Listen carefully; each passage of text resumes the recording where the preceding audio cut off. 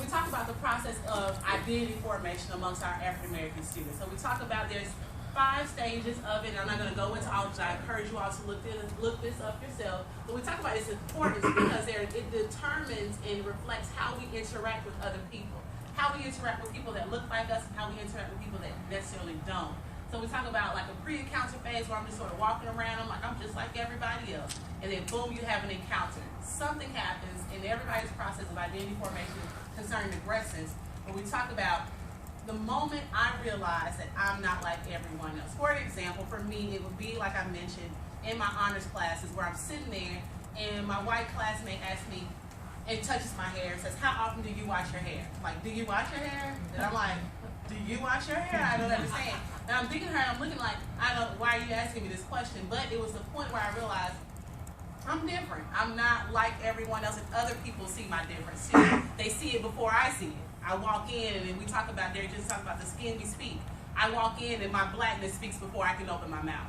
And so we talk about how that's important because it relates to how we interact with each other and how students feel about themselves, especially in our K-12 systems, how they feel about their ability to achieve, how they feel about their ability to succeed and navigate through our K-12 and interact with their teachers in a way that is effective and helpful. That makes sense?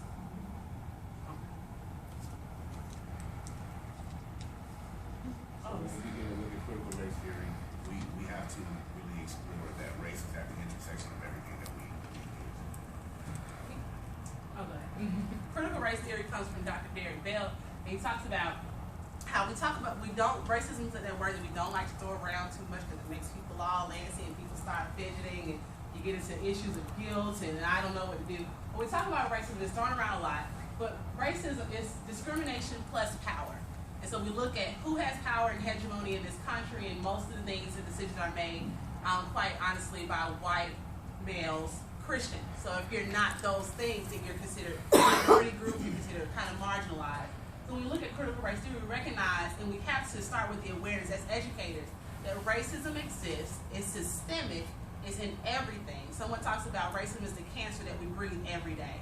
And if you're not aware of it, you can't go to treatment. You're just walking around, you're breathing it in, and it's affecting you.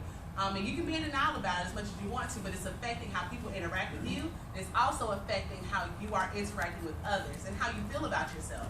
So the first step as educators is being aware that it exists. Stop trying to hide it, talk about it, have those courageous conversations, ask the hard questions, make people uncomfortable, because that's the only way that we can move forward and move beyond issues of biases and discrimination and the systemic oppression that's holding back our African American students, which is what we're talking about today. My wife goes, I guess. And that's an excellent point, and John and I were having this discussion earlier, is that with our staff, we went back and talked about racism, we would immediately get a wall. We are not that.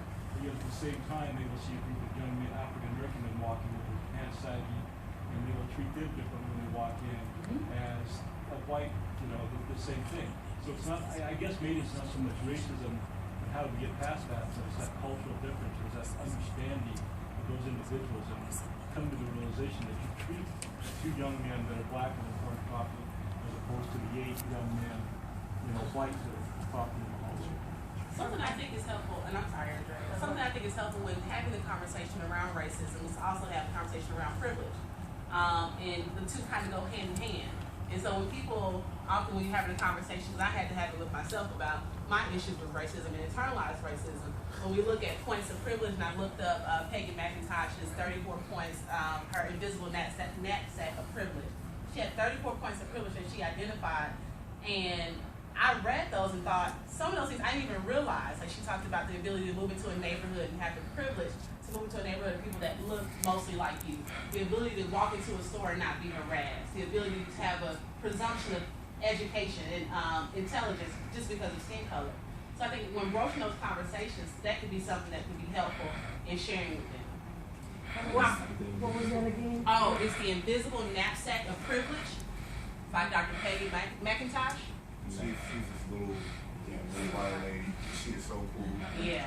We met her at a restaurant 2 years ago, last year, and someone was she was like, why? How come the African American couple is sitting all the way in the back of the restaurant? I said she just goes hard like that. So once she negotiated her own whiteness and her privilege, she said she was going to make it a point that when she sees it, she's going to acknowledge it everywhere.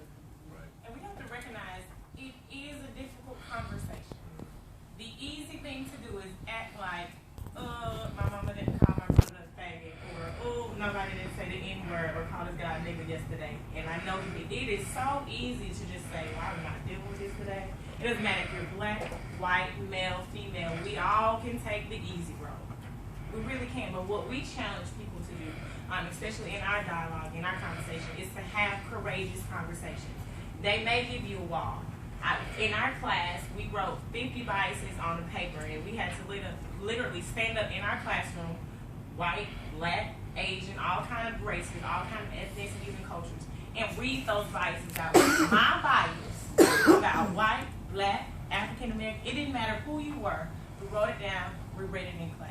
I think I could have died in that moment because it was so nerve-wracking. It was because it's all things that I say in my head when I go to Walmart, when that child is screaming, I'm like, please get your child together. You're the worst parent in America. We say that in our head, but we don't say it out loud. And what it did was it created a foundation for dialogue in our class. It pissed a lot of people off. I was pissed off after I heard everybody's list. I was almost pissed off after I heard my own list because I realized that I have a lot of issues with African Americans, which is people don't realize that we do that because we keep it in our head. So the conversation is difficult to have, but you have to have those conversations. And after that, we only grew, and I felt so much better that there wasn't this thing in my mind that I thought was only me thinking, and that only that I felt that I could connect with you because we have something in common because we share this bias. And I can move past it. It doesn't go away. It doesn't make me say when African American males walk in the room, I don't tense up. But that doesn't have to dictate how I interact with people. I can say I recognize that's what it is and move and overcome that. So that's what we encourage as teachers, as educators, as administrators. You got to challenge your teachers. If they give you strife and give you pushback, push back even more because it's only a justice to our students. It's only going to help them, and it's going to help their personal lives as well. Because we don't grow in static environments. Right. And just to add on to that, because we come from the same school, and it's a large comprehensive high school out in the state of Washington. And I mean, when you talk to the hood, we don't really have a hood, around our school, but we have all the same issues. But our staff recognizes that they're white privileged. So we brought in speakers and they hear theory, but what our staff wants is strategies. I mean, what can I go do in my classroom? Because our school's gone from 85% white to 45% white in 10 years. And our staff is still teaching the same way, and they want strategies to go into the classroom, not just your theory or ideas, but what can I do to make a difference? We got it. We're going to get it to you. It's happening.